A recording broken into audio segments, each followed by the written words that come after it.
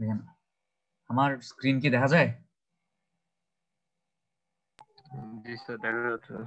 আচ্ছা, আমাদের আজকের টপিক হচ্ছে কনক্রিট। আমরা হচ্ছে ব্রিক দেখছি, তারপর স্যান্ড দেখছি, মর্টার দেখছি। তো আজকে হচ্ছে আমরা দেখব কিভাবে কনক্রিট প্রিপেয়ার করে, বা কনক্রিটের কোন কোন প্রপার্টি বা কোন কোন জিনিসগুলো হচ্ছে আমাদেরকে মাথায় রাখতে হবে যখন আমরা অ্যাজ এ ইঞ্জিনিয়ার হিসেবে মানে কনক্রিট নিয়ে কাজ করব। আমাকে বলেন তো যে মর্টার আমরা কিভাবে পাই? স্যার, আপনার সিমেন্ট, বালি, পানি। একটা বাইন্ডিং মেটেরিয়ালের সাথে আমরা একটা ফাইন এগ্রিগেট যোগ করি।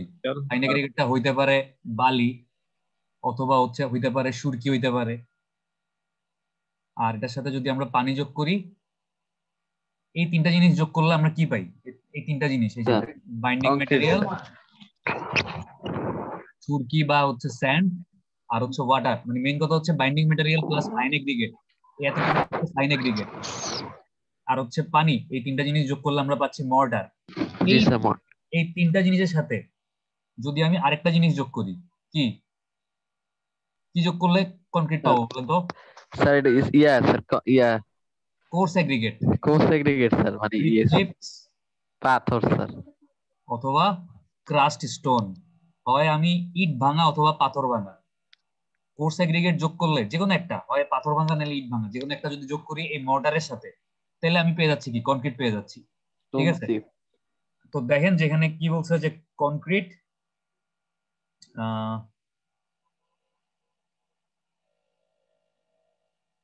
দেখেন যে concrete is an artificial material. এটা কিন্তু কোনো ন্যাচারাল ম্যাটেরিয়াল না। এটা কিন্তু আপনি মানে প্রকৃতি থেকে নর্মালি পাবেন না, যেমন স্যান্ড, সয়েল, এগুলা কিন্তু ন্যাচারাল ম্যাটেরিয়াল। এগুলা আপনার তৈরি করতে হবে না। বাট কনক্রিট হচ্ছে একটা আর্টিফিশিয়াল ম্যাটেরিয়াল। অনেকগুলা ন্যাচারাল ম্যাটেরিয়াল বা অনেকগুলা মানে ন্যাচারাল, সবগুলো ন্যাচারাল ম্যাটেরিয়াল না। ব্রিক তো ন্যাচারাল ম্যাটেরিয়াল না, সিমেন্টও ন্যাচারাল ম্যাটেরিয়াল না। তো এরকম অনেকগুলো ম্যাটেরিয়াল একসাথে মিশায় আপনি কনক্রিট পাচ্ছেন। তো এটা একটা একটা আর্টিফিশিয়াল ম্যাটেরিয়াল। ঠিক আছে, অবটেন বাই মিক্সিং টুগেদার। কি কি মিশাবেন? দেখেন cementing material, coarse aggregate, fine aggregate and water. আমরা জানি যে আমরা যদি একটা বাইন্ডিং ম্যাটেরিয়াল অথবা সিমেন্টিং ম্যাটেরিয়ালের সাথে কোর্স এগ্রিগেট, ফাইন এগ্রিগেট এবং পানি যোগ করি, এই চারটা জিনিস একসাথে করলে আমি যে আউটপুটটা পাবো বা যে আউটকামটা পাচ্ছি, এটাই হচ্ছে কি? এটাই হচ্ছে আমার কনক্রিট। ঠিক আছে, যদি আমি if cement is used as cementing material in the mix, it is known as plain cement concrete. যদি আমি সিমেন্টিং ম্যাটেরিয়াল অথবা বাইন্ডিং ম্যাটেরিয়াল হিসেবে কনক্রিট তৈরি করার সময় সিমেন্ট ব্যবহার করি, তাইলে ওই কনক্রিটটাকে বলে হচ্ছে প্লেন সিমেন্ট কনক্রিট। কি বলে? Plane cement concrete. নরমালি আমরা মানে কেক খাই না? জি স্যার। প্লেন কেক সবাই তো চিনেন, প্লেন কেক যেটা হচ্ছে জি স্যার, যেটা আমাদের স্যার মানে শুধু ময়দা আর ইয়া থাকে। হ্যাঁ প্লেন কেক, এটার মধ্যে কোনো কিছু থাকে না। বাট বার্থডে কেকের মধ্যে দেখবেন যে ক্রিম ট্রিম অনেক কিছু থাকে। তো প্লেন কনক্রিট হচ্ছে একই রকম, এটার মধ্যে এডিশনাল কোনো কিছু থাকবে না, শুধুমাত্র সিমেন্ট কংক্রিট। থাকবে। আমি বলি শুধুমাত্র সিমেন্ট থাকবে, কোর্স এগ্রিগেট থাকবে, ফাইন এগ্রিগেট থাকবে, আর থাকবে কি? ওয়াটার। এই চারটা জিনিস মিলায় আমি যে কনক্রিটটা তৈরি করতেছি, এটাকে কি কনক্রিট বলে? এটাকে বলে হচ্ছে প্লেন কনক্রিট। ঠিক আছে, প্লেন কংক্রিট স্যার। সিলেকশন। কি স্যার সিলেকশন যেটা বলে স্যার, এটা কি? সিলেকশন? জি স্যার। ওটা তো বালি, বালি, সিলেট বালি বা সিলেকশন বালি, ওটা তো ফাইন এগ্রিগেট। ও আচ্ছা স্যার। আচ্ছা, দেখেন এখন আপনি যদি এই প্লেন কনক্রিটের সাথে if steel rods are embedded in the plain concrete, it is then called reinforced cement concrete, abbreviated as RCC। মানে আপনি যদি এই প্লেন কনক্রিটের সাথে রড যুক্ত করেন বা স্টিল অ্যাড করেন, তখন হচ্ছে এই প্লেন কনক্রিটটা কিসে কনভার্ট হচ্ছে বা কি হয়ে যাচ্ছে? এটা তখন হয়ে যাচ্ছে reinforced reinforced cement RCC. Concrete বা আরসিসি। তার মানে আপনাকে যদি কেউ বলে যে একটা বেস ঢালাই হবে, ঢালাইটা হচ্ছে আরসিসি ঢালাই হবে, আপনি তাহলে কি বুঝবেন? ওইখানে হচ্ছে প্লেন কনক্রিটও থাকবে, তার সাথে কি থাকবে? রড থাকবে। আর যদি বলে শুধু সিসি ঢালাই হবে, রেইনফোর্সমেন্ট থাকবে স্যার, রড থাকবে। যদি বলে শুধু সিসি ঢালাই হবে, সিসি ঢালাই, তাহলে কি বুঝবেন? যে নর্মাল কনক্রিটের ঢালাই হবে, এখানে কোনো কি থাকবে না, কোনো রড থাকবে না, প্লেন কনক্রিট দিয়ে ঢালাই দিবে। বুঝতে পারছেন? জি স্যার। তাহলে যখন বলবে যে ঢালাই হবে আরসিসি ঢালাই, বুঝবেন যে এই প্লেন কনক্রিটের সাথে রডও থাকবে। বাট যদি এরকম শোনেন যে শুধু বলতেছে যে সিসি ঢালাই হবে, ক্লাস ক্লাস যদি শুধু বলে যে সিসি ঢালাই হবে তাহলে বুঝবেন যে ওইখানে কোনো রড থাকবে না, শুধুমাত্র প্লেন কনক্রিট দিয়ে ঢালাই দিবে। ঠিক আছে? আচ্ছা, এখন দেখেন জি স্যার। এই যে আমি প্লেন কনক্রিটটা তৈরি করতেছি, এই প্লেন কনক্রিটটা তৈরি করার সময় আমি যদি সিমেন্টের পরিবর্তে লাইম ব্যবহার করি, আমি অ্যাজ এ সিমেন্টিং ম্যাটেরিয়াল বা বাইন্ডিং ম্যাটেরিয়াল হিসেবে সিমেন্টের পরিবর্তে যদি লাইম ব্যবহার করি, তাহলে ওই কনক্রিটটাকে তখন আমি সিমেন্ট কনক্রিট বা প্লেন কনক্রিট না বলে কি বলবো, এটাকে আমি লাইম লাইম কনক্রিট। কনক্রিট বলবো স্যার, ঠিক আছে? লাইম আর আমি কনক্রিট। যদি সিমেন্ট বা লাইম ব্যবহার না করে মাড ব্যবহার করি, কাদা বা মাটি টাইপের কিছু ব্যবহার করি, মাড, তখন ওটাকে আমি কি বলবো, মাড কনক্রিট বলবো। ঠিক আছে? দেখেন, if instead of cement lime is used as cementing material অথবা binding material in the mix মানে হচ্ছে মিক্সচার আর কি, মানে যেই মিশ্রণটা আমি তৈরি করতেছি কনক্রিটের, ওই মিশ্রণটা তৈরি করার সময় আমি যদি বাইন্ডিং ম্যাটেরিয়াল বা সিমেন্টিং ম্যাটেরিয়াল হিসেবে সিমেন্ট ব্যবহার না করে লাইম ব্যবহার করি, তখন the resulting mass is termed as lime concrete. আমি যেই আউটপুটটা পাবো বা যে মানে সবকিছু মিশানোর পরে আমি যে রেজাল্টিং মাসটা পাবো, ওই রেজাল্টিং মাসটা হচ্ছে আমার কি বলবো ওটাকে আমি বলবো হচ্ছে লাইম কনক্রিট। জি বুঝা স্যার, গেছে? জি স্যার।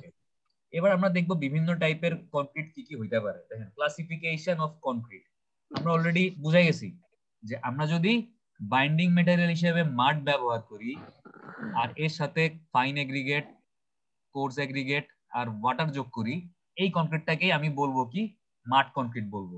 আমি যদি বাইন্ডিং ম্যাটেরিয়াল হিসেবে লাইম ব্যবহার করি আর সঙ্গে ফাইন এগ্রিগেট, কোর্স এগ্রিগেট আর ওয়াটার থাকে, ওই কনক্রিটটা হয়ে যাবে কি, লাইম কনক্রিট। আর আমি যদি বাইন্ডিং ম্যাটেরিয়াল হিসেবে সিমেন্ট ব্যবহার করি আর তার সঙ্গে ফাইন এগ্রিগেট, কোর্স এগ্রিগেট আর ওয়াটার, এই তিনটা জিনিস চেঞ্জ হবে না, এই তিনটা জিনিস সেম থাকবে। ঠিক আছে? এই fine aggregate, course aggregate, water, এগুলা মনে করেন সেম থাকতেছে। আমার যদি মাড কনক্রিট তৈরি করতে হয় তাহলে আমি জাস্ট বাইন্ডিং মেটেরিয়াল হিসেবে মাড ব্যবহার করতেছি। আমার যদি লাইম কনক্রিট তৈরি করতে হয় তাহলে আমি জাস্ট বাইন্ডিং মেটেরিয়াল হিসেবে লাইম ব্যবহার করতেছি।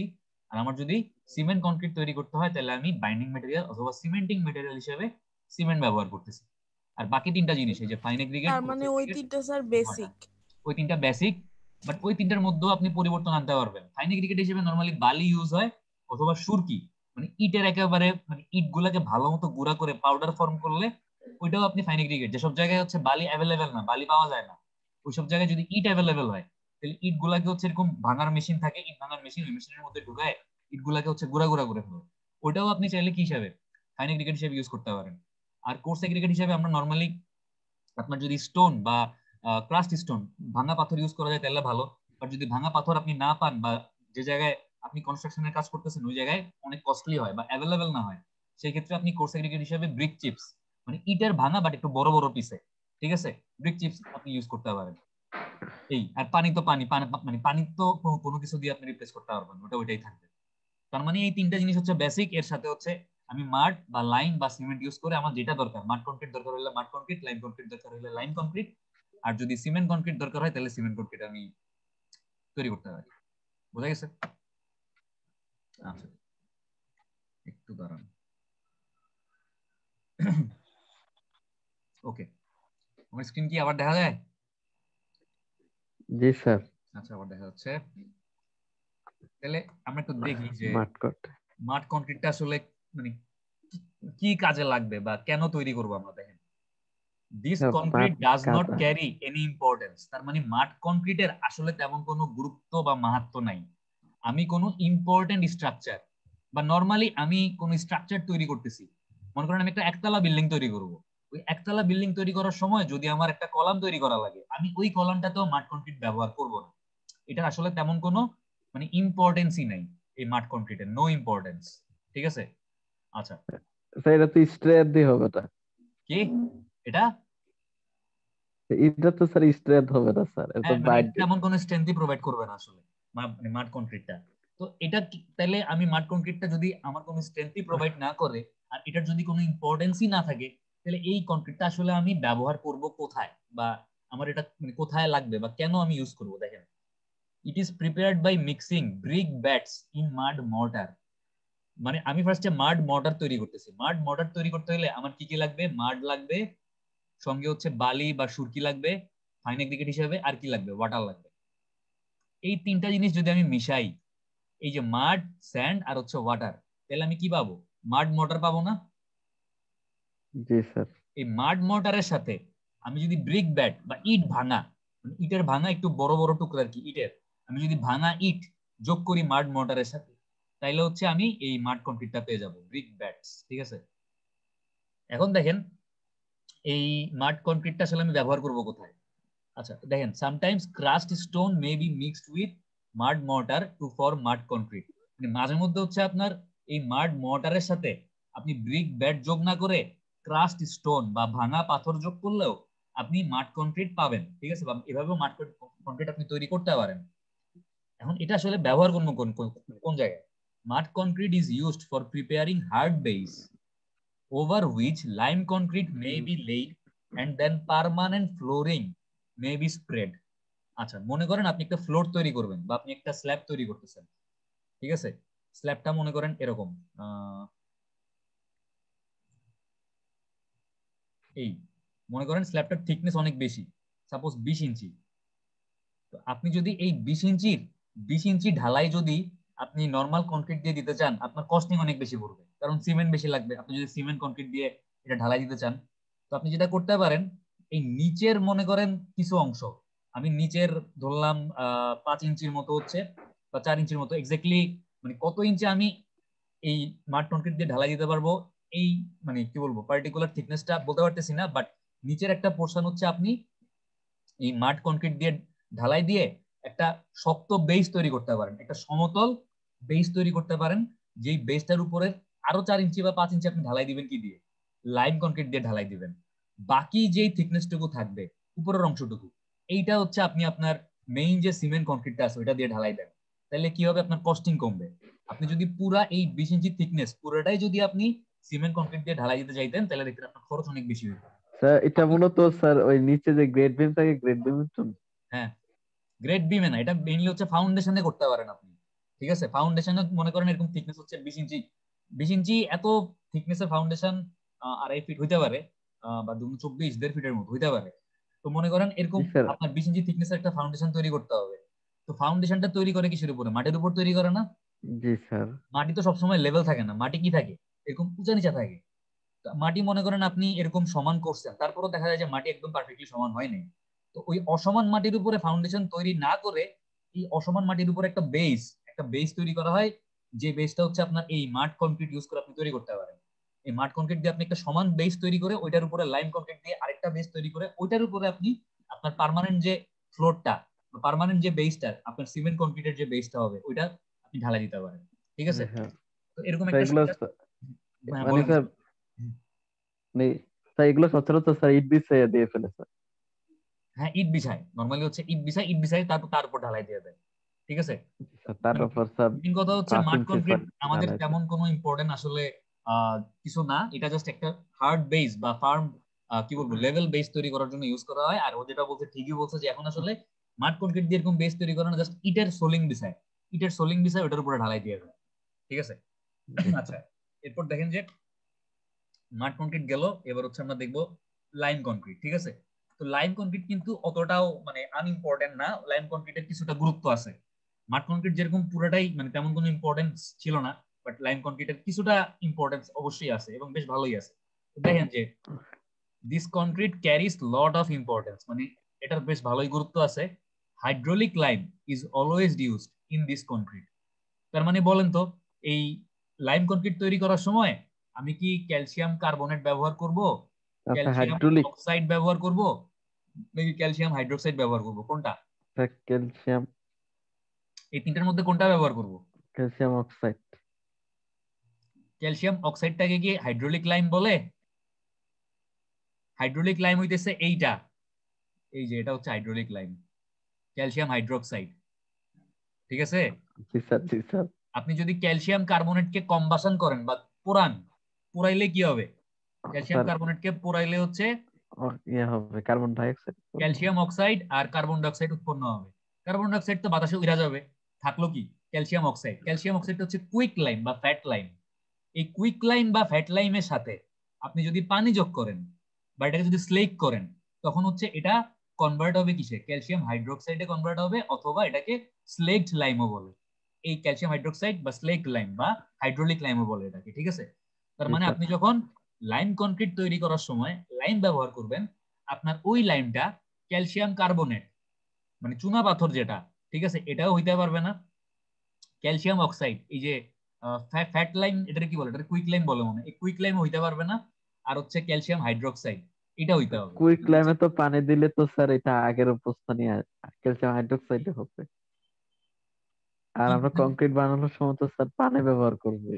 কনক্রিট বানানোর সময় আমি পানি ব্যবহার করব, কিন্তু কনক্রিটটা আগের থেকেই পানিযুক্ত হইতে হবে, বুঝতে পারছেন? ও আচ্ছা, এখানে মানে ইয়েতে আমি মানে হচ্ছে কংক্রিটের ভিতরে কোনো রিঅ্যাকশন হতে আমি পারবে না। হচ্ছে সেমি লিকুইড লাইম ইউজ করব, মানে হচ্ছে যেটা হচ্ছে দেখেন না যে মানুষজন পান খাওয়ার সময় ইউজ করে যে, জি স্যার। মানে ওরকম একটা সেমি লিকুইড টাইপের, মানে একদম মানে পানির মতো লিকুইড না, বাট সেমি লিকুইড মানে পেস্ট টাইপের আমি লাইম ইউজ করব, যেটা হচ্ছে কি হাইড্রোলিক লাইম, ঠিক আছে? আচ্ছা, জি এখন স্যার, দেখেন। এটা স্যার মানে পেস্ট আকারে পাওয়া যায় স্যার। হ্যাঁ, fine sand or finely ground surkhi is used as fine aggregate and brick chips or crushed stone is used as coarse aggregate.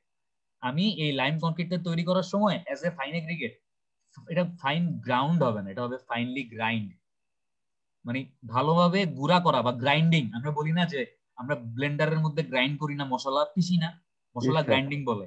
তো ওরকম মানে আপনার ইট গুলাকে ভালো মতো গ্রাইন্ড করলে একদম পাউডার ফর্মে হবে। তো ওই সুরকিটা হচ্ছে আমি অ্যাজ এ ফাইন এগ্রিগেট হিসেবে ইউজ করতে পারি, অথবা ফাইন স্যান্ড, মানে যেই স্যার বালিটা হচ্ছে একদম। রাবিশের স্যার কথা বলতে স্যার, রাবিশ। রাবিশ তো হচ্ছে আপনার গুড়া না, রাবিশ তো হচ্ছে গিয়া ইটের ভাঙা অংশ, বা আপনি যদি একটা বিল্ডিং ডেমোলিশ করেন বা একটা বিল্ডিং ভাঙেন, ওইটার থেকেও আপনি রাবিশ পাবেন। এখন রাবিশের সাইজ বড় হইলে হবে না, আপনি যেটাই পান, আপনি ইট দিয়ে মানে আপনার সুরকি তৈরি করেন আর রাবিশে ভাঙা সুরকি তৈরি করেন, আপনার এটা হচ্ছে একদম পাউডার বানাইতে হবে। মানে ভালো মতো পাউডার বানাইলে ওইটা হচ্ছে আপনার ফাইন এগ্রিগেট হিসেবে কাজ করবে। অথবা আপনি যদি এরকম সুরকি না বানাইতে পারেন, এটার পরিবর্তে আপনি কি ফাইন স্যান্ড, মানে যেই বালিটা হচ্ছে, বালির তিনটা রেঞ্জ ছিল, একটা ফাইন স্যান্ড, একটা ছিল কি মিডিয়াম স্যান্ড, একটা ছিল কোর্স স্যান্ড। তো ফাইন স্যান্ডের এফএম ছিল কত থেকে কত, 2.2 থেকে 2.6। মিডিয়াম স্যান্ডের কত, 2.6 থেকে 2.9। আর কোর্স স্যান্ডের কত, 2.9 থেকে 3.2 মনে হয়। তো আমরা এই লাইম মর্টার তৈরি করার সময় এজ এ ফাইন এগ্রিগেট হিসেবে যদি বালি ব্যবহার করি, এই বালিটা হইতে হবে কি ফাইন স্যান্ড, মানে এফএম হইতে হবে কত, 2.2 থেকে 2.6 এর মধ্যে হইতে হবে, এর বেশি হইতে পারবে না, ঠিক আছে? আচ্ছা, জি স্যার। এরপর দেখেন যে ফার্স্টলি আর আমরা কোর্স এগ্রিগেট হিসেবে ব্রিক চিপস মানে খোয়া অথবা ক্রাস্ট স্টোন, ইটের ভাঙা অংশ, মানে ইট ভাঙাও ইউজ করতে পারি এই লাইম কনক্রিট তৈরি করার সময় কোর্স এগ্রিগেট হিসেবে। আচ্ছা, এবার দেখেন ফার্স্টলি লাইম এন্ড স্যান্ড অথবা সুরকি আর mix together by adding suitable amount of water resulting lime mortar. মানে প্রথমে যেটা করা হয়, প্রথমেই কিন্তু আপনার লাইম কনক্রিট একবারে প্রিপেয়ার করে ফেলা হয় না, প্রথমে হচ্ছে লাইম মর্টার তৈরি করে।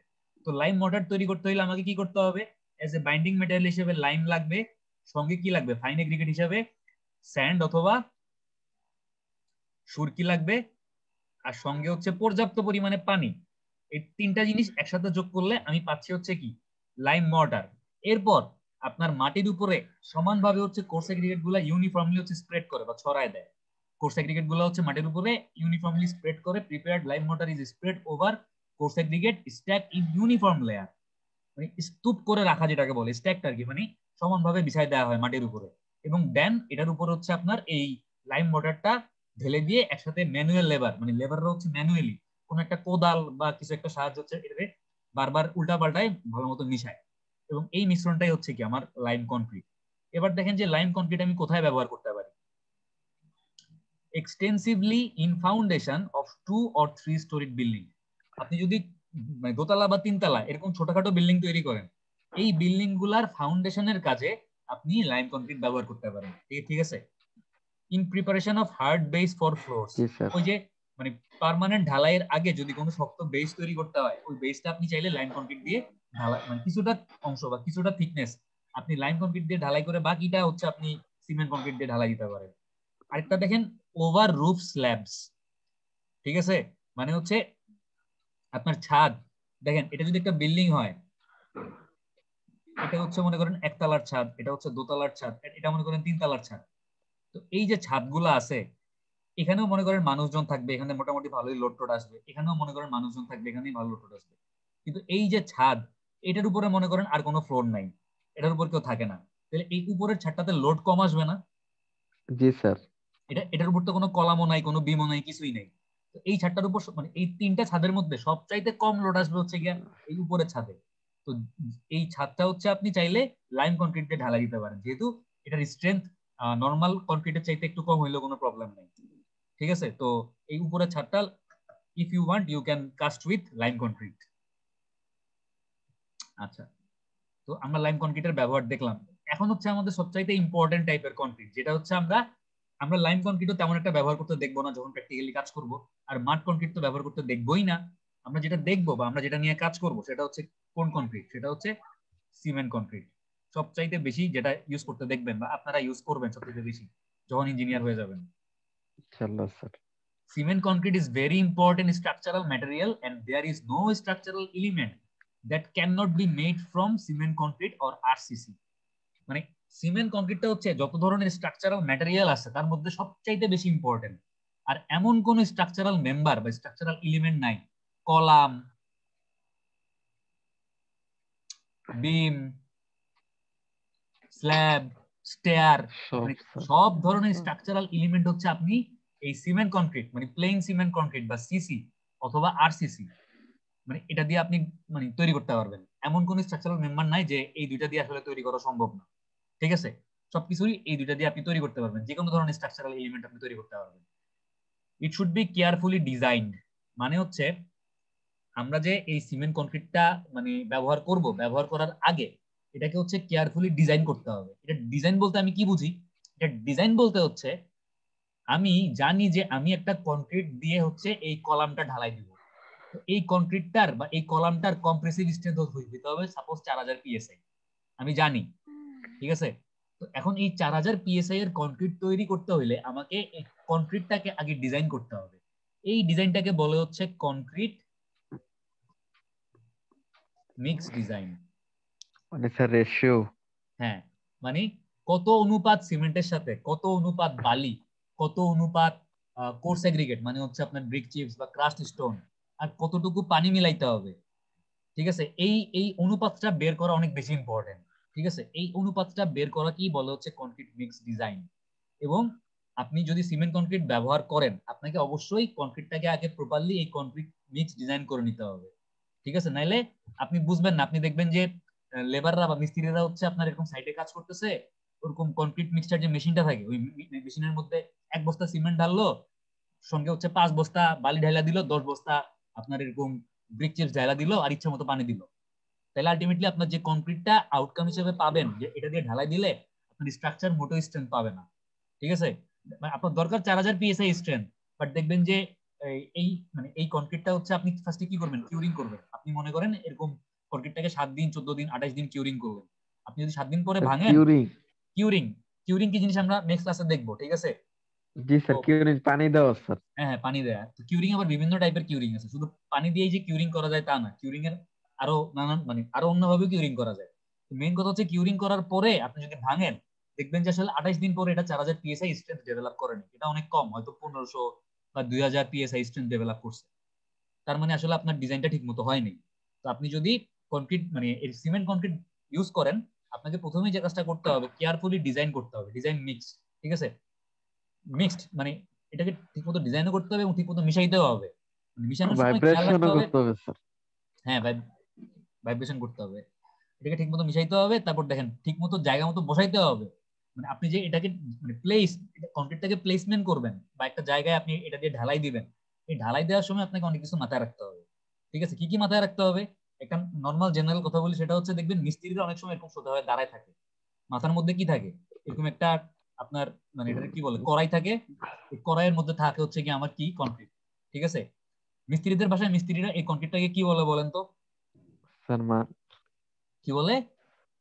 স্যার ইয়া বলে, তো তাদের মশলা ভাষায় বলে, তার মশলা মশলা। মশলা বলে, আবার আঞ্চলিক ভাষায় আচ্ছা, অনেক ভাবে বলে স্যার। অনেকভাবেই বলে, বাট নর্মালি আমি শুনছি হচ্ছে এরকম বলতে। যাই হোক, তো এই কনক্রিটটা হচ্ছে ওরা যে জায়গায় ঢালাই দিবে দেখবেন সোজা দাঁড়াই থেকে মাথার উপর থেকে ঠাস করে ফালাই দেয়। এই ঠাস করে ফালাই দিলে একটা ঝামেলা হয়, একটু পরে আমরা দেখতেছি কি ঝামেলা হয়। তো যেটা নিয়ম সেটা হচ্ছে যে জায়গায় ঢালাই দিবে আগে বসতে হবে, নর্মালি মাটিতে বসে তারপর আস্তে করে কনক্রিটটাকে ঢালতে হবে। মানে মাথার উপর থেকে ঠাস করে যেন ফালায় না দেয়, এটা আমাদেরকে খেয়াল রাখতে হবে, ঠিক আছে? স্যার ফালাই তো স্যার, ঠাস ঠাস করে ফালাই। ফালাইলে একটা ঝামেলা হয়, কি ঝামেলা হয় একটু পরে দেখবেন। আচ্ছা, তার মানে কংক্রিটের প্লেসমেন্টের সময় আমাদেরকে কিছু জিনিসপত্র খেয়াল রাখতে হবে। এন্ড দেন কিউর, মানে কিউরিং ঠিক মতো করতে হবে, ঠিক মতো পানি দিতে হবে, বা অন্য কোনো ভাবে যদি কিউরিং করতে হয় প্রত্যেকটা প্রসিডিউর ঠিক মতো ফলো করতে হবে যেন প্রপারলি কিউরিং করা হয়। আচ্ছা, এরপর দেখেন cement concrete is prepared by mixing together cement, sand, crushed stone অথবা ব্রিক চিপস এন্ড ওয়াটার। আমরা জানি যে আমরা যখন সিমেন্ট কংক্রিট তৈরি করতেছি আমরা অ্যাজ এ বাইন্ডিং ম্যাটেরিয়াল অথবা সিমেন্টিং ম্যাটেরিয়াল হিসেবে কি ব্যবহার করতেছি? সিমেন্ট ব্যবহার করতেছি, ফাইন এগ্রিগেট হিসেবে স্যান্ড ব্যবহার করতেছি, আর কোর্স এগ্রিগেট হিসেবে ক্রাস্ট স্টোন, পাথর অথবা ব্রিক চিপস মানে হচ্ছে ইট ভাঙা ইটের টুকরা ইউজ করতেছি, আর সাথে কি যোগ করতেছি? পানি যোগ করতেছি, ঠিক আছে?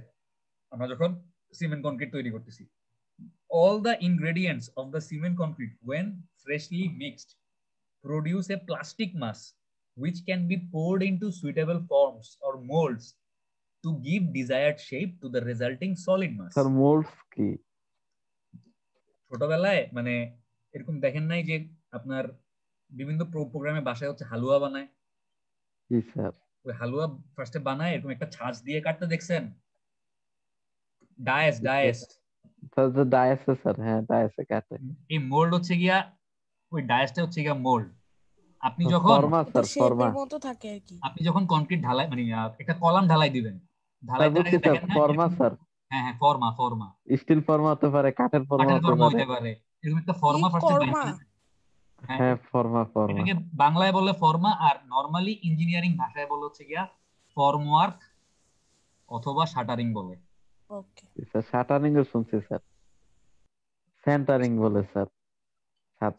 সেন্টারিং বলে না, শাটারিং বলে। সেন্টারিং অন্য জিনিস, এটাকে নরমালি ফর্মা বলে। হ্যাঁ, বাংলায় হচ্ছে ফর্মা বলে, আর ইংরেজিতে কি বলে? ফর্মওয়ার্ক বলে অথবা শাটারিং বলে, ঠিক আছে? তো শাটারিং বা ফর্মওয়ার্ক দুই রকম হইতে পারে, একটা হচ্ছে টিম্বার বা উডেন ফর্মওয়ার্ক, আর একটা হচ্ছে কি স্টিল ফর্মওয়ার্ক।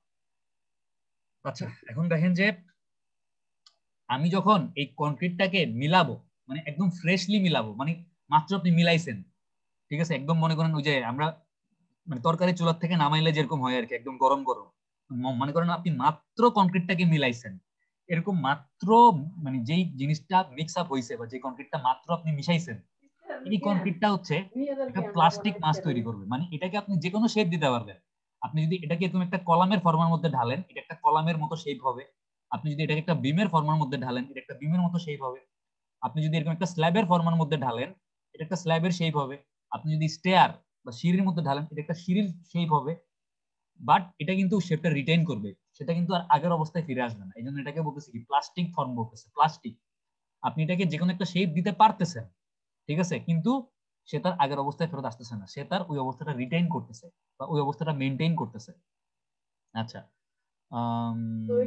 সেটা কি স্যার আয়তন বাড়ে স্যার যখন বন্ডিং করে? না, আয়তন বাড়ে না। আয়তন কেন বাড়বে? আচ্ছা দেখেন, তো আপনি এটা মানে এটাকে একটা নির্দিষ্ট শেপ দিতে পারতেছেন, এবং এই প্লাস্টিক মাসটাই বা এই প্লাস্টিক অবস্থাটাই আস্তে আস্তে শক্ত হয়ে সলিড মাস মানে শক্ত অবস্থায় পৌঁছায়।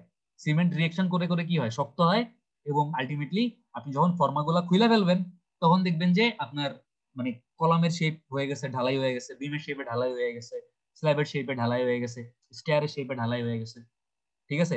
বাট আপনি যখন এটাকে মিশাচ্ছেন, মানে কি মাত্র যেটা ফ্রেশলি মিশাইছেন, এটা কিন্তু একটা প্লাস্টিক মাস। আপনি যদি এটাকে ঢালার পরে মনে করেন ঢাইলা আপনি সঙ্গে সঙ্গে হচ্ছে গিয়া এই ফর্মাটা খুলে ফেললেন, তাইলে কিন্তু সে শেপটা রিটেন করবে না, সে কি ছড়ায় যাওয়া শুরু করবে।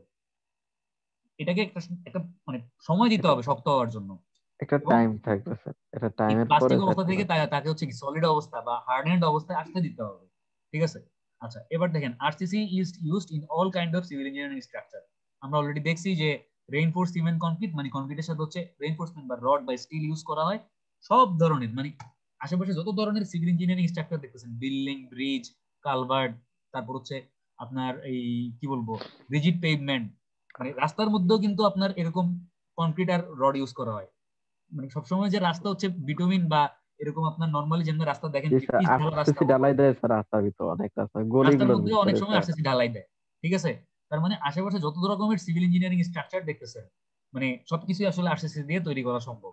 স্যার একটা একটা প্রশ্ন আর কি স্যার। হ্যাঁ তো বলেন, স্যার এরা মাঝখানে মাঝখানে একটা গ্যাপ থাকে কেন স্যার? কোথায় মাঝখানে মাঝখানে গ্যাপ থাকে? মানে আরসিসি ঢালাই দেওয়ার পরে হ্যাঁ মানে এগুলাকে বিভিন্ন প্লটে প্লটে মানে ঢালাই দেয় কেন? স্যার এটা ইয়ে থাকে, হ্যাঁ ফাঁকা ভাগ থাকে থাকে, স্যার, হ্যাঁ। ফাঁকা থাকে, হয়তো বা এগুলা ফাঁকি স্টিল বার দিয়ে দেয় স্যার। হ্যাঁ, ও রাস্তার কথা বলতেছেন? জি স্যার। আচ্ছা এটা কি স্যার আয়তন বাড়ে বা কমে এরকম কোনো কিছু আছে? আচ্ছা, আপনি আমার একটা জিনিস বলেন যে আপনার কাছে মনে করেন একটু একটা কাঠি আছে, শক্ত কাঠি, এইটা ভাঙতে আপনার এই দুই মাথায় বেশি প্রেসার দেওয়া লাগবে, নাকি এরকম একটা লম্বা কাঠি আছে কিন্তু থিকনেস সেম, কোনটা ভাঙতে আপনার কষ্ট বেশি হবে? স্যার লম্বাটা ছোট্টটা ভাঙতে কষ্ট বেশি হবে তো লম্বাটা স্যার। ছোটটা ভাঙতে কষ্ট বেশি হবে, তাই না? জি স্যার। এবার আপনি চিন্তা করেন, আপনি রাস্তা বানাচ্ছেন, এরকম একটা মনে করেন সলিড আপনি স্ল্যাব তৈরি করছেন রাস্তার মধ্যে, এটার উপর যখন টেনশন আসবে সে বেশি ডিফ্লেক্ট হবে না, বা সেই মানে তার মধ্যে টেনশন বেশি ডেভেলপ করবে, এই জন্য এগুলো এরকম ছোট ছোট প্যানেলে ভাগ করবে, এবং এই মাঝখানে মাঝখানে এরকম রড থাকে। কানেকশন থাকে। হ্যাঁ, এই এই মানে রিজিড পেভমেন্টের ডিজাইনও শিখবেন, 4-2 তে গিয়ে শিখবেন মনে হয়, 4-2 তে একটা ল্যাব আছে, অথবা 3-1 বা 3-2 তো আছে মনে হয় রিজিড পেভমেন্টের ডিজাইন।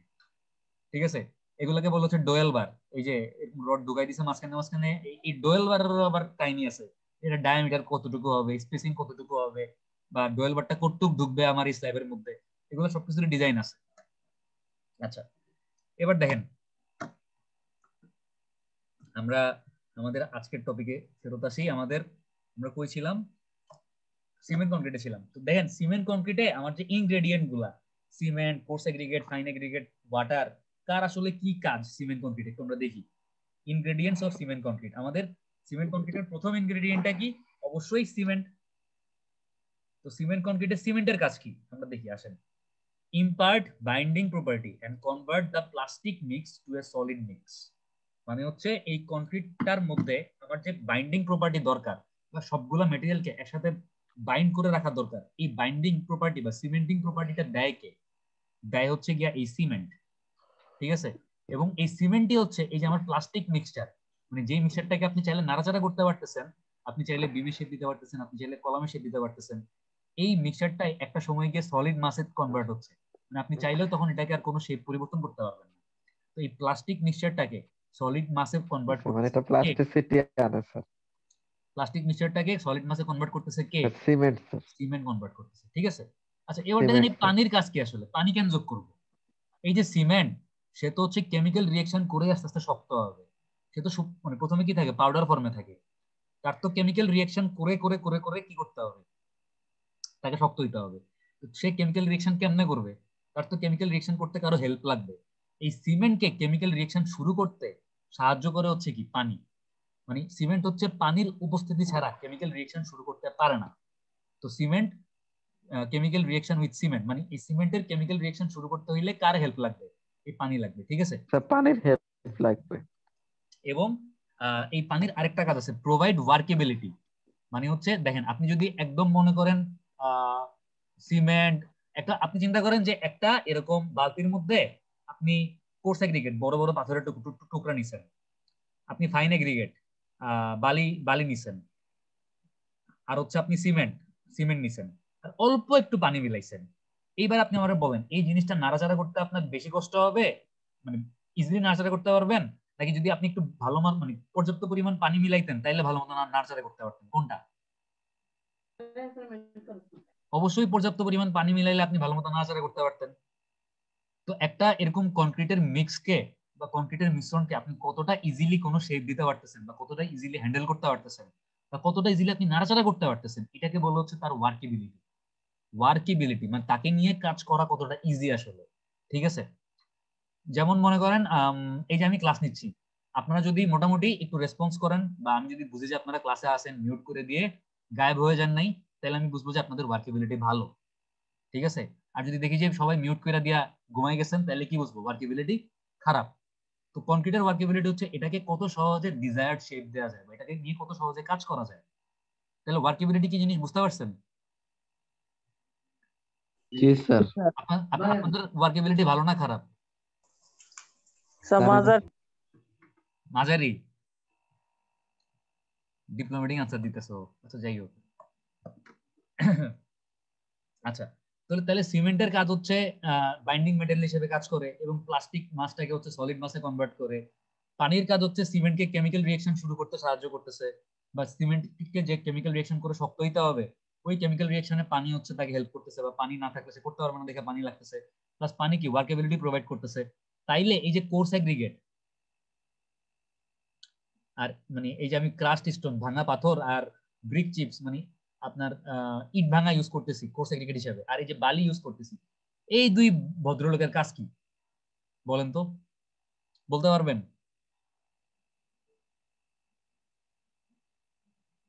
কেউ কি বলতে পারবেন? মানে স্যার এগুলা স্যার স্যার ইয়ার কমানো স্যার, ওই সিমেন্টের কস্টটা কমানো স্যার। হ্যাঁ, আপনি যদি এরকম একটা বক্স মনে করেন কংক্রিট দিয়ে আপনি ঢালাই দিয়ে বানাবেন, এই বক্সটা আপনি চাইলে শুধু সিমেন্ট আর শুধু ওয়াটার এই দুইটা জিনিস দিয়েও কিন্তু ঢালাই দিতে পারেন, হয়তো আপনার স্ট্রেংথ তো ভালোই আসবে। কিন্তু লোড প্রবলেম হয়ে হচ্ছে যাবে। আপনি যদি শুধু সিমেন্ট আর শুধু ওয়াটার ইউজ করে এটা ঢালাই দিতে যান, আপনার সিমেন্টের পরিমাণ অনেক বেশি লাগবে, কারণ আপনি এটার পুরা ভলিউমটাই সিমেন্ট দিয়ে কভার অনেক করতে, বেশি লাগবে স্যার, খরচ বেশি আর স্যার বেশি হবে। লোড বেড়ে যাবে স্যার, মানে খরচ বেশি হবে, এটার খরচও বেশি হবে স্যার, ওয়েট ওজনও লোডও বাড়বে, বেশি হ্যাঁ হবে। ওজনও বেড়ে যাবে। কিন্তু আপনি যদি মানে যতটুক সিমেন্ট দরকার ওটুক রেখে বাকি অংশটা হচ্ছে বাকি ভলিউমটা হচ্ছে রিপ্লেস করতেন এই কোর্স এগ্রিগেট দিয়ে, আপনার খরচ কমতো। কিন্তু মাঝখানে মাঝখানে কি থাকতো, ভয়েড থাকতো। এই ভয়েড গুলা ফিল আপের জন্য আপনি সঙ্গে কি যোগ করলেন, স্যান্ড যোগ করলেন, যেন মাঝখানে এই স্যার হাইট সেট ডক করবো। কোর্স এগ্রিগেটের ফাঁকে ফাঁকে যে ভয়েড স্পেস গুলো থাকবে এগুলোর মধ্যে বালি ঢুইকা এই ভয়েড গুলো ফিল আপ করে ফেলতে পারে। তো এই মানে একটা ভলিউম প্রোভাইড করা বা একটা আয়তন প্রোভাইড করা কনক্রিটকে, এটাই হচ্ছে আমাদের এই কোর্স এগ্রিগেট আর ফাইন এগ্রিগেটের মেইন কাজ। এবং যখন হচ্ছে কনক্রিট থেকে পানি বের হয়ে যাবে, বা একটা সময় তো দেখবেন যে যতটুক পানি আমার এই সিমেন্টার হাইড্রেশন রিঅ্যাকশন মানে শক্ত হইতে যতটুক পানির দরকার ওটুক পানি সে ইউজ করে সে কেমিক্যাল রিঅ্যাকশন করে শক্ত হয়ে গেছে।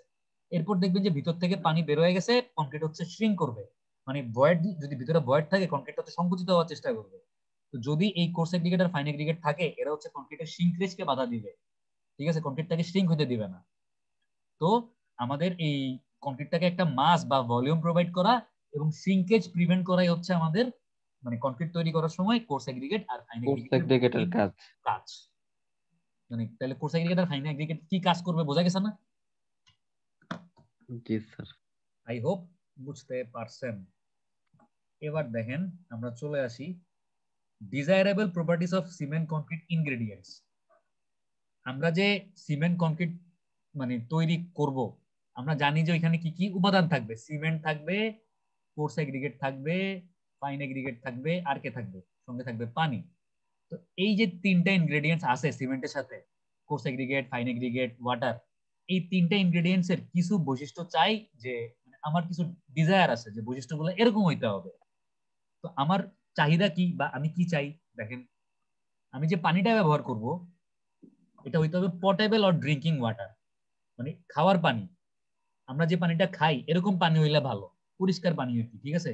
মানে কনক্রিট তৈরি করার সময় আমি ময়লা টয়লা পানি বা যে পানির মধ্যে হচ্ছে আপনার এসিড বা অ্যালকালি আছে মানে ক্ষার বা অম্ল আছে, এই ধরনের পানি আমি ইউজ করতে পারবো না। এবং ডিকেইড ভেজিটেবল ম্যাটার, মানে মনে করেন ওই পানির মধ্যে কোনো গাছ বা এরকম ঘাস লতা পাতা ময়লা আবর্জনা আছে, এরকম পানি ইউজ করা যাবে না।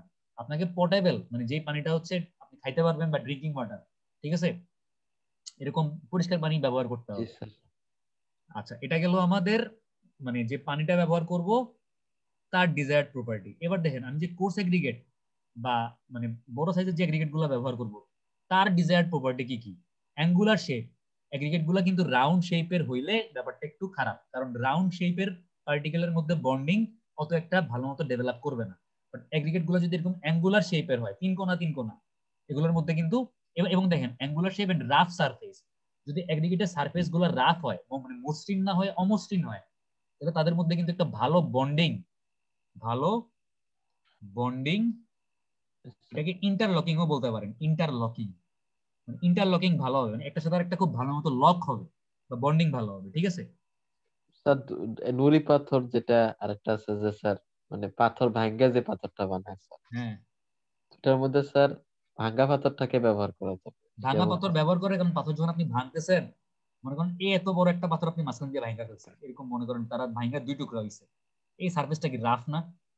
এটা তো আপনি কোনো মেশিন ইউজ করে রাফ স্যার। ভাঙতেছেন না, ম্যানুয়ালি ভাঙতেছেন। তো এরকম অনেক রাফ সারফেস পাওয়া যায়, আর রাফ সারফেস পাইলেই তো আমাদের কংক্রিটটার আপনার ইন্টারলকিং বা বন্ডিং ভালো হবে। ঠিক আছে, having smaller porosity and absorption capacity. আমি যে কোর্স টেকনিকটা মানে ব্যবহার করব, এদের পোরোসিটি মানে সামান্য পরিমাণে যেন এরা পোরাস হয়, এদের যেন পোরোসিটি অনেক বেশি না হয়, অনেক বেশি পানি যেন এদের মধ্যে ঢুকতে না পারে, এবং অ্যাবজর্পশন ক্যাপাসিটিও যেন মানে অল্প হয়, এরা যেন অল্প পরিমাণে পানি শোষণ করে, এরা যেন বেশি পরিমাণে পানি অ্যাবজর্ব না করে, এরকম হইতে হবে। ঠিক আছে, তারপর দেখেন ফ্রি ফ্রম ডেলিটেরিয়াস ম্যাটেরিয়াল। কোল মাইকা মানে যে জিনিসগুলো হচ্ছে ক্ষয় করবে, কংক্রিটটাকে হচ্ছে ক্ষয় করে ফেলবে বা ধ্বংস করে ফেলবে, এই ধরনের ডিস্ট্রাকটিভ বা ডেলিটেরিয়াস ম্যাটেরিয়াল, কয়লা, মাইকা, অ্যালকালি। অ্যালকালি মানে কি? অ্যালকালি মানে হচ্ছে আপনার ক্ষার, মানে ক্ষার আছে এরকম মেটেরিয়াল, এই জিনিসগুলো যেন কংক্রিটে না থাকে, এটা মাথায় রাখতে হবে। ঠিক আছে, এবার দেখেন আমি কংক্রিট তৈরি করার সময় যে ফাইন এগ্রিগেটটা ব্যবহার করব, মানে যে বালিটা ব্যবহার করব, তার কি কি প্রপার্টি থাকতে হবে? প্রপারলি গ্রেডেড, মানে বালিটা হইতে হবে ওয়েল গ্রেডেড বালি। সেটার মধ্যে হচ্ছে আপনার fine sand, coarse sand, medium sand, সব ধরনের মানে সব সাইজের বালি থাকলে ভালো। মানে আমি যদি এই বালিটার জন্য গ্রেডেশন কার্ভ আঁকি, তাহলে কার্ভটা কিরকম হইতে হবে? এরকম এস শেপের হইতে হবে। ঠিক আছে, ওই মনে মনে আছে আমরা গ্রেডেশন কার্ভ আঁকা শিখছিলাম যে এক্স অক্ষে কি ছিল? এক্স অক্ষে ছিল হচ্ছে গিয়া পার্টিকেল সাইজ। পার্টিকেল সাইজ কোন এককে বসাইছিলাম বলতে পারবেন কেউ? মিলিমিটারে বসাইছিলাম। আর ওয়াই অক্ষে কি ছিল? পার্সেন্টেজ ফাইনার জি ছিল। স্যার। তো এই যে এস কার্ভ আঁকছিলাম, যদি এস কার্ভটা এরকম আসে তাহলে বুঝবো কি এটা ওয়েল গ্রেডেড বা প্রপারলি গ্রেডেড। তো বালির জন্য আমি যে বালিটা ব্যবহার করব, ওই বালিটা যদি আমি ল্যাবরেটরিতে নিয়ে সিভ অ্যানালাইসিস করে এরকম একটা এস কার্ভ আঁকি, মানে সেমিলক গ্রাফ পেপারে, তাহলে গ্রাফটা হইতে জি হবে স্যার, মানে স্যার সব লেভেলে ইয়ে সব মানে সব এভারেজে সাইজের বালি, সবই থাকতেছে। সব সাইজের বালি থাকতে হবে। আচ্ছা, এবং দেখেন ওই ফাইন এগ্রিগেটটা হচ্ছে free from salt and other impurity, মানে এই বালির মধ্যে কোনো রকমের লবণ বা অন্য কোনো ধরনের ভেজাল, সিল্ট, ক্লে এরকম কোনো ময়লা থাকতে পারবে না। এটা হচ্ছে একদম পরিষ্কার বালি হইতে হবে। আর সিল্ট আর ক্লে আছে নাকি আপনি বুঝবেন কেমনে বলেন তো? কেমনে বুঝবেন? জি স্যার, কোনটা স্যার? বালির মধ্যে সিল্ট অথবা ক্লে আছে নাকি কিভাবে বুঝবেন? হাত দিয়ে ঘষা দিয়ে স্যার। ওই দুই আঙ্গুলের স্যার এই মাঝখানে ফিঙ্গার টিপ, এই দুই আঙ্গুল বুড়া আঙ্গুল আর তার পাশের আঙ্গুলটার মধ্যে নিয়ে যদি ঘষা দিয়ে লেগে ফালাই গেলে দিই, সাপ যদি দেখি যে আঙ্গুলের মধ্যে হচ্ছে কি এরকম লেগে ব্রাউন যায়। ব্রাউন লাইগা আছে, তাহলে বুঝতে হবে কি কাদা বা বালি আছে। আর লবণ আছে নাকি বুঝবে কেমন? বালির মধ্যে লবণ আছে কিনা কেমনে বুঝবেন? স্যার মুখে নিয়ে টেস্ট করে। আর বালির মধ্যে অর্গানিক ম্যাটেরিয়াল আছে নাকি কেমনে বুঝবেন? স্যার সেটা স্যার ল্যাব। ওই যে 3% কি সলিউশন জানি, সোডিয়াম ক্লোরাইড না জানি সোডিয়াম হাইড্রোক্সাইড, আমি তো ভুলে গেছি। সলিউশনে স্যার ডুবাই রাখলে স্যার হ্যাঁ মানে কালার যদি সোডিয়াম চেঞ্জ হয়। হাইড্রোক্সাইড না জানি সোডিয়াম ক্লোরাইড সলিউশনের মধ্যে হচ্ছে এরকম আপনার মানে ডুবাই রাখতে হবে, এবং ডুবাই রাখার পর হচ্ছে 24 ঘন্টা ডুবাই রাখতে হবে, এবং মাঝখানে মাঝখানে খুব ভালো মতো নাড়াইতে হবে। যদি নাড়ানোর পরে দেখেন যে ওই সলিউশনটার কালার কি হয়ে গেছে, ব্রাউন হয়ে চেঞ্জ গেছে, হয়। যত বেশি ব্রাউন হবে তত বুঝবেন কি বেশি পরিমাণে অর্গানিক ম্যাটার আছে, মানে খারাপ আর কি, বালির মধ্যে স্যার অর্গানিক ওই ম্যাটার যে থাকে। সিলেট স্যান্ড যেটা বলে এটা কি স্যার তো অনেক মোটা স্যার? হ্যাঁ, এটা কি স্যার কংক্রিট স্ট্রেংথ বাড়ায় নাকি? এটা কনক্রিটেশন বাড়ায়, বাট সিলেট স্যান্ডও মনে করেন মানে বড় দানার বালি, but ওইটার মধ্যেও তো নিশ্চয়ই এরকম একেবারে কোর্সের মানে কোর্স সাইজ বা বেশি বড় সাইজ, একটু মিডিয়াম সাইজ, একটু ছোট সাইজ এরকম আছে। মানে আপনি যেটাই ব্যবহার করেন, সিলেট স্যান্ড ব্যবহার করেন আর আপনি নর্মাল স্যান্ড ব্যবহার করেন, সবগুলোই হচ্ছে আপনার প্রপারলি গ্রেডেড হইতে হবে বা ওয়েল গ্রেডেড হইতে হবে। এটা আপনি ল্যাবরেটরিতে সিগন্যালাইসিস করলেই বুঝতে পারবেন যে আসলে সে ওয়েল গ্রেডেড কিনা। আচ্ছা, এবার আরেকটা ইম্পর্টেন্ট জিনিস, ওয়াটার সিমেন্ট রেশিও। মানে এই সিভিল ইঞ্জিনিয়ারিং লাইফে এই ওয়ার্ডটা সারা জীবন শুনবেন যে water cement ratio, water cement ratio. এটার মানে কি? এটার মানে হচ্ছে কতটুকু সিমেন্টের সাথে কতটুকু পানি মিলাইলে আমি কনক্রিটটার ম্যাক্সিমাম স্ট্রেংথ পাবো, এটা আমাকে বুঝতে হবে। এই ওয়াটার সিমেন্ট রেশিও ফিক্স করা অনেক বেশি ইম্পর্টেন্ট একটা জিনিস। ইট ইজ জি দ্য স্যার, মানে ratio of water to cement in a concrete mixture. মানে কতটুকু সিমেন্টের সাথে কতটুকু পানি মিলাইতে হবে, এইটা আমাকে খুব ভালো মতো বুঝতে হবে। ঠিক আছে, বা ভালো মতো খেয়াল রাখতে হবে। স্ট্রেংথ, কনক্রিটটা যেন মানে প্রপারলি স্ট্রেংথ গেইন করতে পারে, এবং ওয়ার্কেবিলিটি এটা যেন ঠিক মতো কাজ করা যায়। আপনি দেখেন, আপনি যদি ইচ্ছা মতো পানি মিলান, আপনার কনক্রিটটা কিন্তু অনেক বেশি ওয়ার্কেবল হবে। ঠিক আছে, মানে একদম লেটা খিচুড়ির মতো হয়ে গেছে, আপনি যেমনে চাবেন আপনি নাড়াইতে পারবেন। বাট প্রবলেমটা কি? স্ট্রেংথ কইমা যাবে। জি স্যার, মানে এটা রেশিও স্যার। তার মানে মানে এই বেজে ওয়াটার একটা সিমেন্ট রেশিওটা রেশিও এমন হবে। ভাবে ফিক্স করতে হবে যেন কংক্রিটটা ওয়ার্কেবলও হয়, মানে আমি এটাকে ঠিক মতো নাড়াচাড়াও করতে পারি, কিন্তু একই সাথে স্ট্রেংথও যেন না কমে। মানে এমন একটা পয়েন্ট বা এমন একটা জায়গায় আমাকে পৌঁছাইতে হবে যেই যেই রেশিওটাতে আমার ওয়ার্কেবিলিটিও থাকবে এবং স্ট্রেংথও ম্যাক্সিমাম থাকবে, স্ট্রেংথও কমবে না। মানে কি, আমি আমও চাই ছালাও চাই, আমি ওয়ার্কেবিলিটিও চাই, কিন্তু পাশাপাশি কি চাই, স্ট্রেংথও চাই। স্ট্রেংথ হচ্ছে। একটা মানে একটা তো একটার সাথে কন্ট্রাডিক্টরি। আপনি যত পানি মিলাবেন ওয়ার্কেবিলিটি বাড়বে কিন্তু স্ট্রেংথ কমে যাবে, তাই না? এই জন্য কি এই ওয়াটার সিমেন্ট রেশিওটা অনেক কেয়ারফুলি আপনাকে চিন্তা করতে হবে, এবং যখন আমি কনক্রিটের মিক্স ডিজাইন করব তখন দেখবো যে এই মানে এই ওয়াটার সিমেন্ট রেশিও কিভাবে বের করতে হয় বা কিভাবে জিনিসগুলো নিয়ে কাজ করতে হয়। আচ্ছা, জি sir. for a particular proportion of material there is a specific amount of water that gives the optimum strength to the concrete। মানে আপনার আপনি যেই ম্যাটেরিয়ালটা তৈরি করতেছেন, আপনি যেই প্রপোর্শনটা মিলাচ্ছেন, আপনি মনে করেন কতটুকু সিমেন্টের সাথে কতটুকু ফাইন এগ্রিগেট মিলাচ্ছেন বা কতটুকু কোর্স এগ্রিগেট মিলাচ্ছেন, এটার জন্য আপনার একটা নির্দিষ্ট পরিমাণে পানি আপনাকে অ্যাড করতে হবে, যেই পানিটা হচ্ছে কি কংক্রিটটাকে অপটিমাম স্ট্রেংথ বা ম্যাক্সিমাম স্ট্রেংথ দিবে। ঠিক আছে?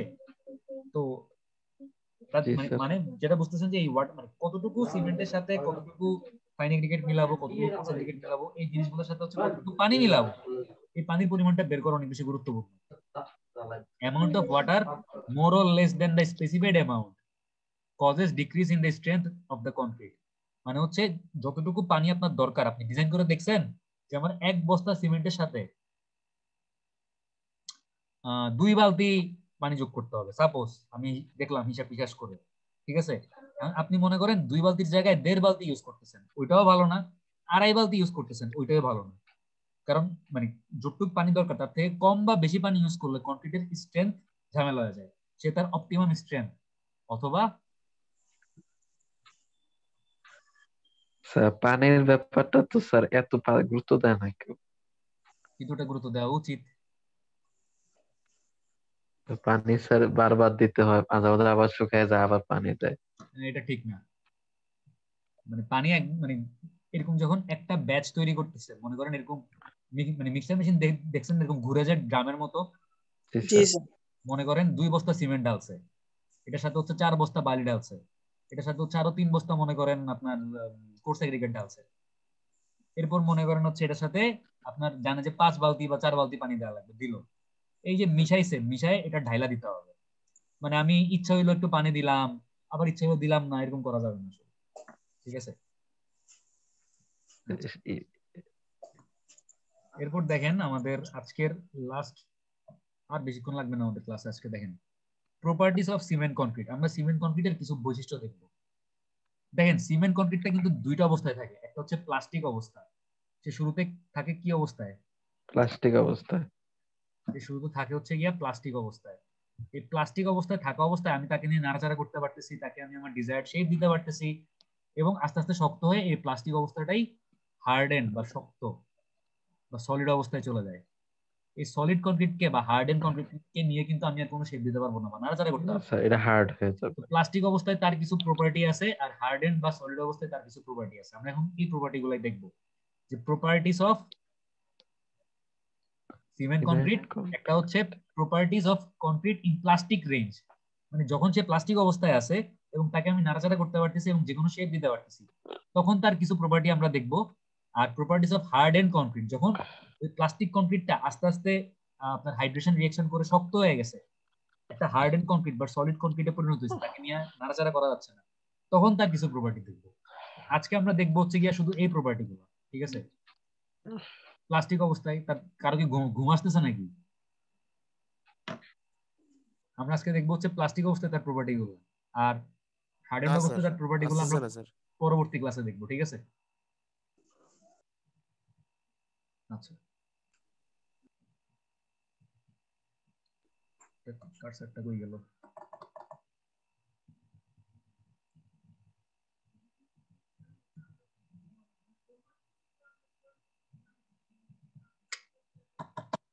কাজ করে না, একটু দাঁড়ান।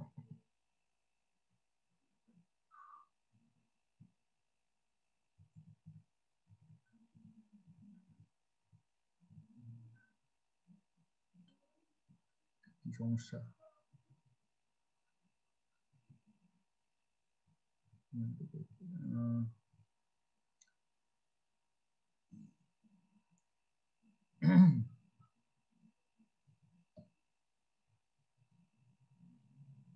উদাহরণ আমার ল্যাপটপ প্রবাবলি হ্যাং করতেছে। আমার স্ক্রিন কি এখনো দেখা যাচ্ছে? জি স্যার, দেখা যাচ্ছে স্যার। আজকে লাস্ট টপিকটা পড়াতে গিয়েই ল্যাপটপটা হ্যাং করতেছে, একটু দাঁড়ান। স্যার 2 3 4 5 দেখা যাচ্ছে। হ্যাঁ, আমি একদম উপর থেকেই দেখাতে যাচ্ছি। রাজব তো, মিটিং থেকে বাইরেও যায় না, কিছুই করা যায় না, খালি কিবোর্ড কাজ করতেছে একটু একটু।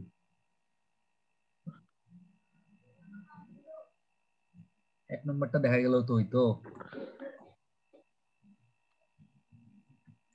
বেশি নাই মজায়। আরে আজব। একটু আচ্ছা যাই হোক, একটু জন্য স্যার। এই যে স্যার, তা মিক্স। বেশি নাই মজায়। ফুল স্ক্রিনও করা যাচ্ছে না। আচ্ছা, আমরা একটু দেখি যে আমরা যখন কনক্রিটটা তৈরি করব, কনক্রিটের ওয়ার্কেবিলিটি কিছু জিনিসের উপর ডিপেন্ড করবে, ঠিক আছে? এখন কনক্রিটের ওয়ার্কেবিলিটি আমি যদি ঠিক রাখতে চাই, তাহলে আমাকে কিছু জিনিস মাথায় রাখতে হবে। একটু দাঁড়ান।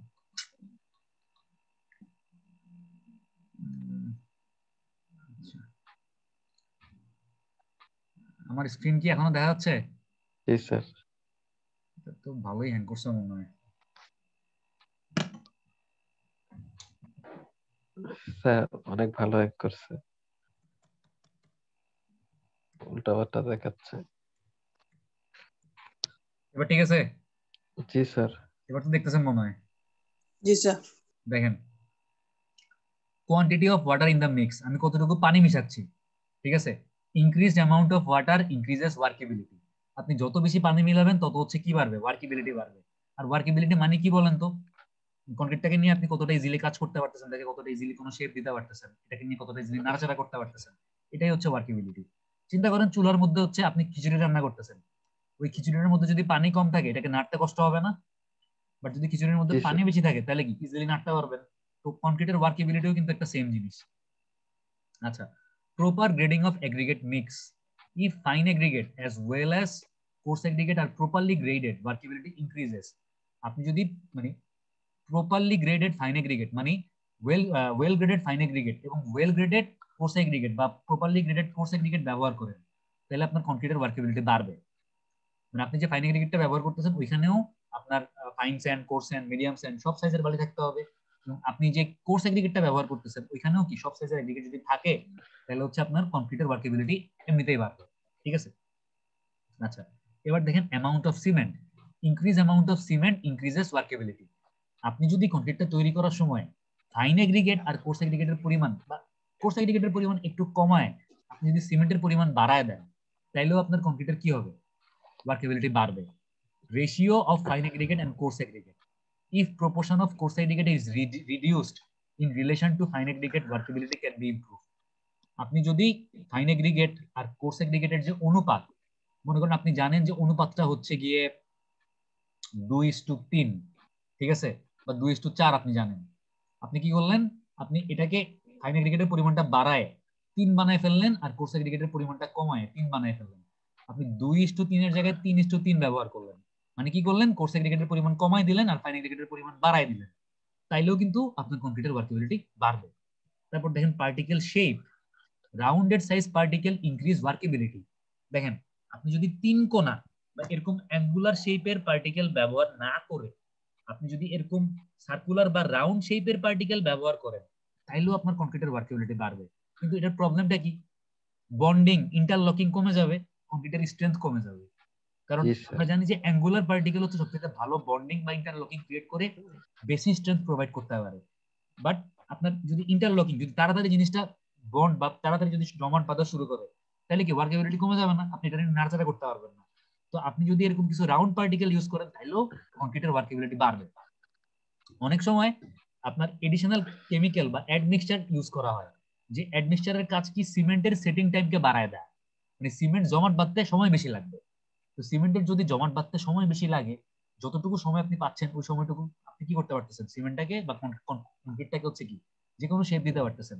এরকম এডিশনাল অ্যাডমিক্সচার ইউজ করে আপনি অ্যাডিং অফ অ্যাডমিক্সচার ইনক্রিজেস ওয়ার্কেবিলিটি। মানে মনে করেন আপনি জানেন আপনার ঢালাইটা মিশাচ্ছেন, আপনি আপনার যে জায়গায় ঢালাই হবে তার থেকে একটু দূরে মিশাচ্ছেন, মিস্ত্রিরা মাথায় করে আপনার কংক্রিটটা নিয়ে আসতে একটু সময় লাগতেছে।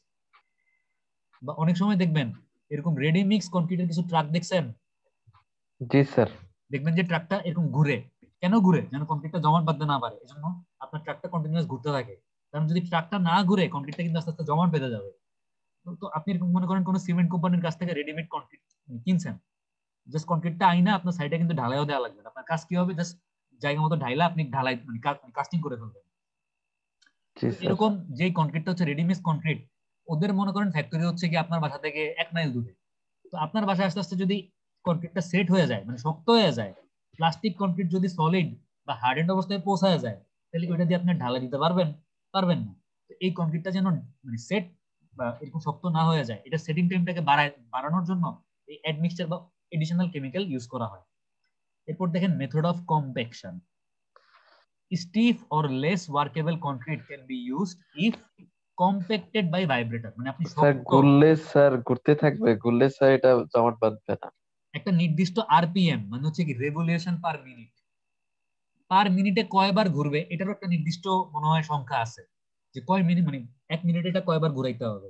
ওই আরপিএমটা মেনটেন করলে এটা জমাট বাঁধে, এমন না যে জমাট বাঁধবে না, কিন্তু যদি আপনি না ঘুরান তাহলে তো আরো তাড়াতাড়ি জমাট বাঁধবে, বাট আপনি যদি ঘুরান তাহলে কিন্তু আস্তে জমাট বাঁধবে। বুঝতে পারছেন? জি স্যার। জমাট যেন না বাঁধে এজন্য হচ্ছে কি এই অ্যাডমিক্সচার ইউজ করা হয়, প্লাস এটাকে হচ্ছে ঘোরানো হয়। ওই রেডিমিক্স কংক্রিটের ট্রাক গুলো দেখবেন পিছনে একটা ড্রামের মতো থাকে, ওই ড্রামের মধ্যে কংক্রিট থেকে ড্রামটা হচ্ছে কন্টিনিউয়াস ঘুরতে থাকে। আচ্ছা, এবার দেখেন মেথড অফ কম্প্যাকশন। আপনি লেস ওয়ার্কেবল মানে একটু শক্ত টাইপের কংক্রিট নিয়ে আপনি কাজ করতে পারেন, সমস্যা নেই, যদি আপনি ঠিকমতো কম্প্যাকশন বা মানে ভাইব্রেশন করেন। ঠিক আছে, তাইলে কি হবে, অপারেশন করতে হবে। আপনি ঢালাই দেওয়ার সময় দেখবেন যে কংক্রিট গুলো ঢালার পরে এটা হচ্ছে কি ভাইব্রেটিং মেশিন। ঠিক আছে, এটা হচ্ছে মোটর। আর এই যে মাথাটা, এই মাথাটাকে বলা হচ্ছে কি নজেল। দেখেন একজন মিস্ত্রি হচ্ছে কি করতেছে, এই যে কংক্রিট গুলো ঢালছে, ঢালার পরেই সে হচ্ছে এই নজলটাকে কি করতেছে কংক্রিটের মধ্যে ঢুকাই দিয়ে এটাকে ভাইব্রেট করতেছে। জি স্যার, এটা যখন এই মোটরটা রডের স্টার্ট সাথে হয়, ইয়ে করে দেয় স্যার, এই মোটরটা যখন স্টার্ট ফাঁকগুলো করে বয়েড তখন গুলো কি হয়, স্যার ফিল আপ হয়ে যায়। এই নজলটা হচ্ছে কাঁপাকাঁপি শুরু করে। এই নজলটা কাঁপাকাঁপি শুরু করলে এই ভাইব্রেশনের কাজ কি, আপনি যখন পানির সাথে চিনি মিলায় লেবু শরবত মানে চিনি শরবত তৈরি করেন, আপনি চামচ দেন আর মানে ঠিক মতো নাড়েন না, জি স্যার। একটা হোমোজেনিয়াস মিক্সচার বা সমসত্ব মিশ্রণ তৈরি করার চেষ্টা করেন। এই নজলটা হচ্ছে ওই চামচের মতো নাড়তেছে জিনিসটাকে, মানে কন্টিনিউয়াস ভাইব্রেশন করতেছে একটা হোমোজেনিয়াস বা একটা সমসত্ব মিশ্রণ তৈরি করার জন্যই কংক্রিটটাকে ঠিকমতো এই ভাইব্রেশন বা কম্প্যাকশন করতে হবে। আচ্ছা, আমরা মনে হয় বুঝতে পারছি তাহলে ভাইব্রেশন কি জিনিস, বুঝতে পারছি না? জি স্যার। আচ্ছা, আজকে তাইলে এতটুকু থাক, আজকে আর বেশি যাব না। আমরা হচ্ছে নেক্সট ক্লাসে দুইটা ইম্পর্টেন্ট জিনিস দেখবো। আজকে আমাদের টাইম মনে হয় হয়ে গেছে, 1 ঘন্টা হয়ে গেছে না? জি স্যার, জি স্যার। 1 ঘন্টা 3 মিনিট স্যার, বেশি। ক্রস হয়েছে স্যার। জাস্ট একটু মনে রাখবেন যে নেক্সট ক্লাসে আমরা এই সেমি মানে কি বলছি কনক্রিটের আপনার দুইটা অবস্থায় প্রপার্টি দেখবো, একটা হচ্ছে কি প্লাস্টিক অবস্থায় প্রপার্টি, একটা হচ্ছে কি সলিড বা হার্ডেন অবস্থায় প্রপার্টি। তো প্লাস্টিক অবস্থায় তার আরো দুইটা জিনিস আছে, সেগ্রিগেশন আর ব্লিডিং। ব্লিডিং মানে কি, আমরা আমাদের যখন হাত টাত কাটটা যায়, যখন রক্ত বের আমরা বলি না ব্লিডিং হচ্ছে, বলি? আমরা যদি আল্লাহ মাফ করুক ব্যথা ট্যাথা পাই, আমাদের যখন রক্ত বের হয়, ওই রক্ত যখন কন্টিনিউয়াস পড়তে থাকে আমরা বলি না যে আমাদের ব্লিডিং হচ্ছে। তো জি কংক্রিট স্যার। যখন জি ঢালাই স্যার। দেয়, কংক্রিট থেকে দেখবেন ঢালাই দেওয়ার পরে কংক্রিট থেকে পানি বের হয়, অটোমেটিক পানি বের হয় এই কংক্রিটের বাট থেকে। স্যার পানিটা স্যার স্বচ্ছ হয় কেন? স্বচ্ছ কেন হয় ওইটা আমাদের মাথা ব্যথা না, মাথা ব্যথা হইতেছে কংক্রিট থেকে পানি বের হয়। কংক্রিট থেকে পানি বের হওয়াটাকে বলে কংক্রিটের জন্য ব্লিডিং।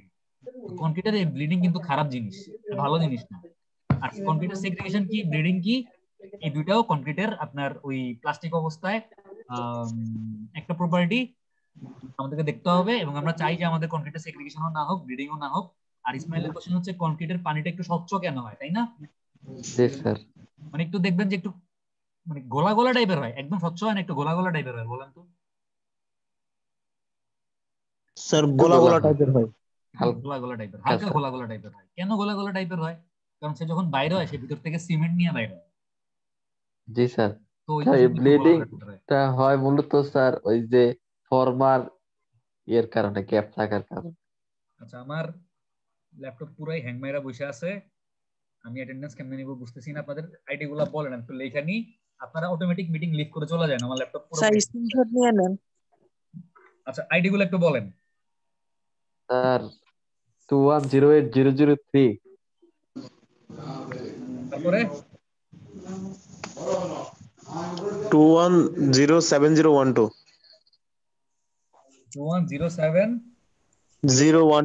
তারপরে আর কে আছেন বলেন আইডি গুলো। স্যার 2108010। 8010, আর কে আছেন? স্যার 8009 8009, আর কে আছেন? 8006 লাস্টের চারটা ডিজিট 001 স্যার। লাস্টের চারটা ডিজিট বলেন, লাস্টের চারটা ডিজিট বলেন। 8001, তারপরে কে আছেন? 08001 হ্যাঁ, তারপর কে আছেন? 8006 8006, তারপরে কে আছেন? স্যার 7019 7019, আর কে আছেন? ইফতি জিসান আছেন? মাহমুদুল ইসলাম জিসান?